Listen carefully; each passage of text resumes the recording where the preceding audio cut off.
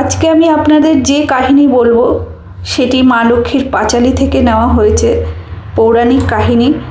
তো মা লক্ষ্মী পুজো কীভাবে প্রচলিত হয়েছে তারই কথা আজকে আমি আপনাদেরকে শোনাবো, বলবো। তো অবন্তীনগরে সমস্ত মায়েরা মন প্রাণ ভক্তি ভরে মা লক্ষ্মীর পূজা করছেন সন্ধ্যাবেলায় ঘট বসিয়ে। এমন সময় ওই জায়গায় উপস্থিত হলেন একজন বণিক। উনি বললেন, কপালে না থাকে যদি লক্ষ্মী দিবে ধন, তো অহংকারের ফল কখনোই ভালো হয় না। পরদিন সেই বণিক বাকি ভাইদের সাথে জাহাজ নিয়ে বাণিজ্য করতে বেরোলো। হঠাৎ আকাশ কালো হয়ে গেল। বজ্রপাত আর ঝড়ের মধ্যে এক এক করে ডুবে গেল সব জাহাজ। একই দিনে বজ্রপাতে তার অট্টালিকাও ছাই হয়ে গেল।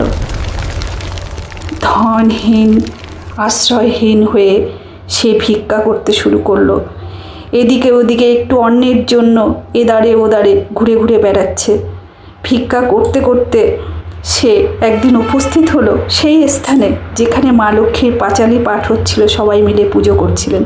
তখন তার মনে পড়লো পুরনো কথা। সে বুঝলো নিজের অহংকারে মা লক্ষ্মী সব কিছু কেড়ে নিয়েছেন। সে দাঁড়িয়ে দাঁড়িয়ে পাঁচালী শুনল, মা লক্ষ্মীর স্তব পাঠ করলো আর চোখের জলে ক্ষমা চাইল। ঘরে ফিরে গিয়ে সে নিজের বউদের বলল, লক্ষ্মীর ঘট বসিয়ে ভক্তি ভরে পুজো করো, নিয়ম করে পাঁচালী পাঠ করো। মা লক্ষ্মী তুষ্ট হলেন।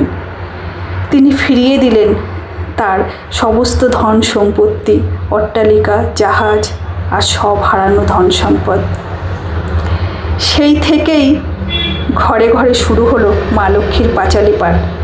প্রতি বৃহস্পতিবার সন্ধ্যায় ধান দুব্বা দিয়ে জলপূর্ণ ঘট বসিয়ে দুর্বা হাতে নিয়ে পাঁচালী পাঠ করে মা লক্ষ্মীর আরাধনা করা হয়। জয় মা লক্ষ্মী।